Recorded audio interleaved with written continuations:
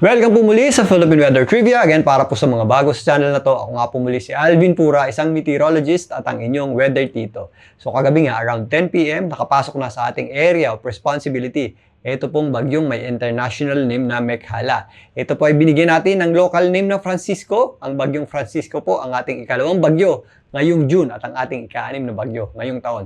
Yan po ay unti-unti pang lumalakas habang binabaybay etong mainit na karagatan dito sa may East Philippine Sea. Sa ngayon, napakalapit na po niyan sa typhoon category. Ito po ay nasa severe tropical storm category ng Pag-asa na may taglay na lakas na hangin na nasa 110 kilometers per hour malapit sa kanyang gitna at kung minsan may mga pagbugsong umaabot sa halos 135 kilometers per hour. So posible ngayong hapon, tutungtong na po ito sa typhoon category habang nandito po sa may East Philippine Sea. Ito po ay kumikilos pahilagang kanluran sa bilis na 25 kilometers per hour at huli pong namataan ng Pag-asa sa layong 1,170 kilometers silangang bahagi ng southeastern Luzon. So nandito po yan sa may East Philippine Sea. Ngayon, silipin natin ang official forecast track ng Pag-asa para dito sa bagyong Francisco. So narito naman ang official forecast track ng Pag-asa para sa bagyong Francisco. Pinapakita dito na meron na tayong kulay pula dahil nga nasa severe tropical storm category na po yan at lalakas pa nga.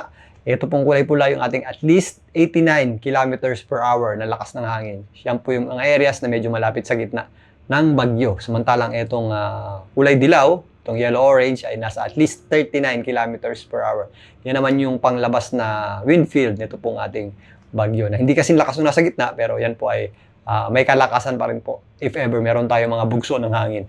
Kung mapapansin nyo, although dito, hindi pinapakitang nagla-landfall o hindi natin inaasama mag-landfall, ito pong bagyong Francisco, ito pong mga kulay yellow-orange ay sasabit sa ilang bahagi ng Cagayan at extreme northern Luzon, particularly sa Batanes. So, yan pong mga general area na yan, maaaring magtaas po ng tropical cyclone wind signal ang Pag-asa at possible din po tayo makaranas ng mga pabugso-bugsong hangin dyan. Although hindi kasing lakas nung gitna ng bagyo at hindi po yan nasa typhoon category na lakas ng hangin, is mag-ingat pa rin po tayo sa mga posibleng magiging epekto ng mga pabugso-bugsong hangin dulot po ng panglabas na kaulapan at ito pong panglabas na wind field ng bagyong Francisco. At kadalasan nga kapag panahon ng habagat yung ating malalakas na hangin na patungo do sa bagyo is mas malakas dito sa south o sa ibabang bahagi ng bagyo, southwestern periphery ng bagyo.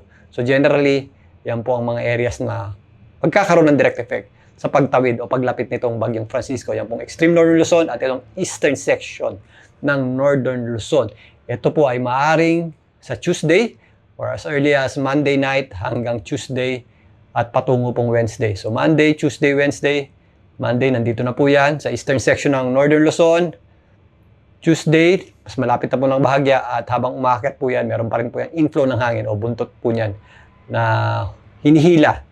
So, mas malakas po yung ating hangin dito sa areas ng Batanes habang tumutungo po yan. Dito sa areas ng southern portion ng Japan, meron tayong nakikitang bahagyang paghina niyan if ever nandito po yan sa itaas na bahagi ng ating bansa o dyan po sa may southern portion ng Japan. Pero again, maliban nga sa mga direct effect nito, yung pagsabit ng kanyang panglabas na kaulapan at wind field dito sa ating bansa, yan po ay nagpapalakas na o humihila ng habagat o southwest monsoon. Again, habang nandito po yan, nagsisimula po yan sa baba at aakyat yung epekto ng habagat o southwest monsoon sa ating bansa.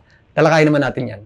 Ngayon, pag-usapan natin itong indirect effect ng pagdaan ng bagyong Francisco dito sa itaas na bahagi ng ating bansa o ang paghila niyan o pag-enhance niyan sa ating habagat o southwest monsoon.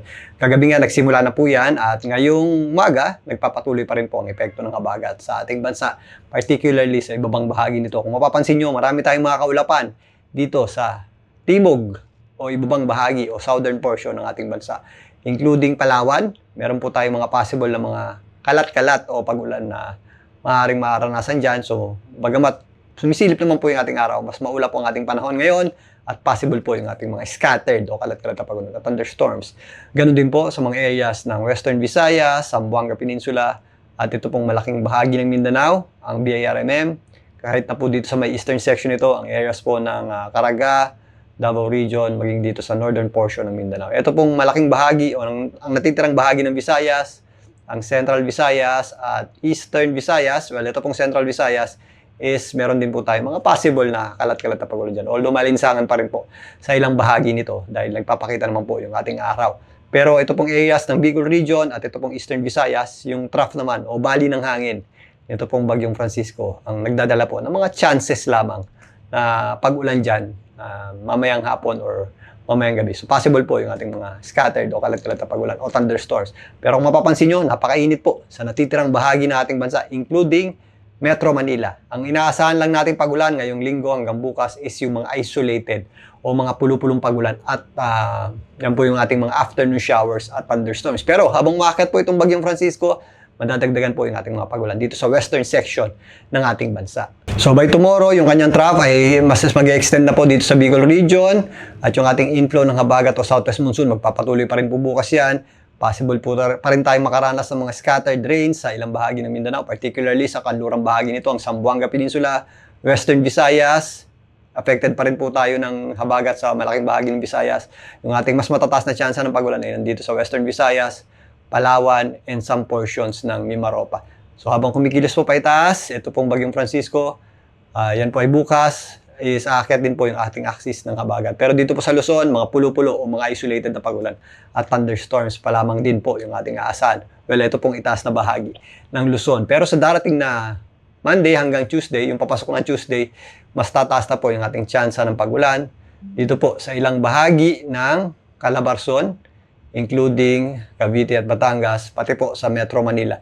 So, mas madadagdagan yung ating mga kaulapan sa Metro Manila Tuesday, papuntang Wednesday. And possible din po yung ating mga scattered rains at kung minsan malalakas po yan kapag meron tayong thunderstorm. So Tuesday papuntang Wednesday habang nandito na po at nakadikit na yung ating bagyo sa may northern Luzon. So Tuesday hanggang Wednesday rin natin mararanasan. Well, Tuesday hanggang Wednesday rin po sasabit yung kanyang panglabas na kaulapan. So mas tataas po yung ating tsansa ng pag-ulan dyan.